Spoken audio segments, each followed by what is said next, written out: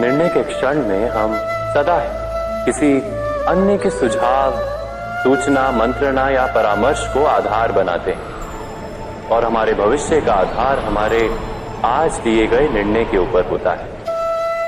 तो क्या हमारा भविष्य किसी अन्य के परामर्श, किसी अन्य के सुझाव का फल है? क्या हमारा संपूर्ण जीवन किसी अन्य की बुद्धि का परिणाम? क्या हमने कभी विचार किया है? सबका अनुभव है कि भिन्न भिन्न लोग एक ही स्थिति में भिन्न भिन्न परामर्श देते हैं। मंदिर में खड़ा भक्त कहता है कि दान करना चाहिए और चोर कहता है यदि अवसर मिले तो इस मूर्ति के श्रृंगार चुरा लो। धर्म से भरा हृदय धर्ममय सुझाव देता है और अधर्म से भरा हृदय अधर्म का परामर्श देता है। धर्म में सुझाव का स्वीकार ही मनुष्य को सुख की ओर ले जाता है, किंतु ऐसे परामर्श का स्वीकार करना तभी संभव होता है जब हृदय में धर्म हो। अर्थात किसी का सुझाव अथवा परामर्श स्वीकार करने से पूर्व स्वयं अपने हृदय में धर्म को स्थापित करना क्या आवश्यक नहीं? स्वयं विचार कीजिए। दो व्यक्ति जब निकट आते हैं तो एक दूसरे के लिए सीमाएं और मर्यादाएं निर्मित करने का प्रयत्न अवश्य करें। हम यदि सारे संबंधों पर विचार करें तो देखेंगे कि इन सारे संबंधों का आधार यही सीमाएं हैं जो हम दूसरों के लिए निर्मित करते हैं। और यदि अनजाने में भी कोई अन्य व्यक्ति इन सीमाओं को तोड़ता है तो उसी क्षण हमारा हृदय क्रोध से भर जाता है। इन सीमाओं का वास्तविक रूप क्या है? क्या हमने कभी विचार किया? सीमाओं के द्वारा हम दूसरे व्यक्ति को निर्णय करने की अनुमति नहीं देते। अपना निर्णय उस व्यक्ति पर थोपते हैं, अर्थात किसी की स्वतंत्रता का अस्वीकार करते हैं।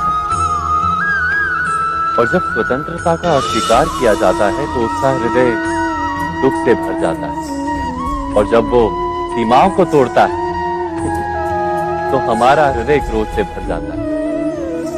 क्या ऐसा नहीं होता?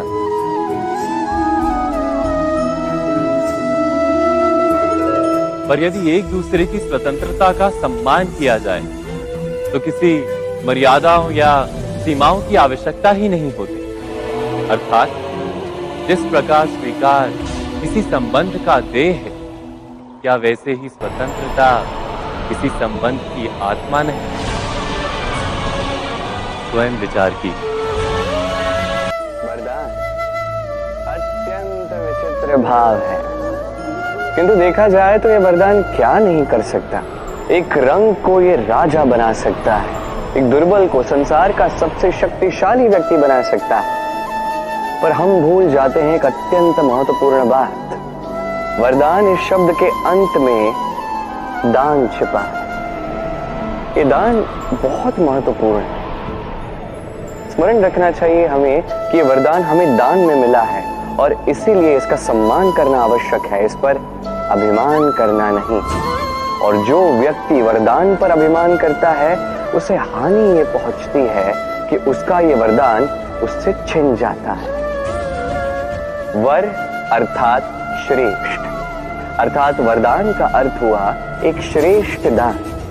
अब यदि इसका उपयोग आप किसी को हानि पहुंचाने के लिए करेंगे तो हानि केवल आपको ही पहुंचेगी।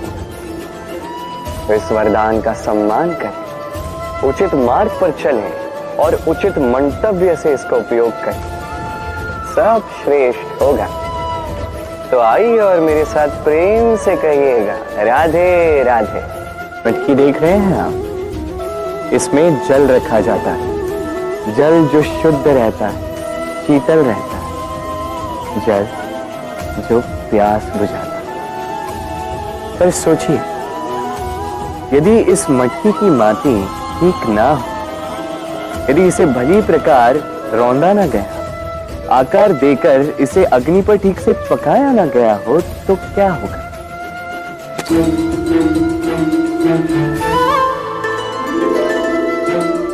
यही मन के साथ भी होता है। क्योंकि यदि प्रेम ये जल है तो इसकी मटकी है मन। मन रूपी पात्र में यदि विश्वास की माटी ना हो, यदि आंसुओं से उसे भिगोया ना गया, समय रूपी कुम्हार ने उसे आकार ना दिया हो और परीक्षा की अग्नि में उसे पकाया ना गया, तो प्रेम मन में नहीं ठहर सकता। तो यदि प्रेम को पाना है तो हृदय पर काम करना होगा और मन से कहना होगा, राधे राधे।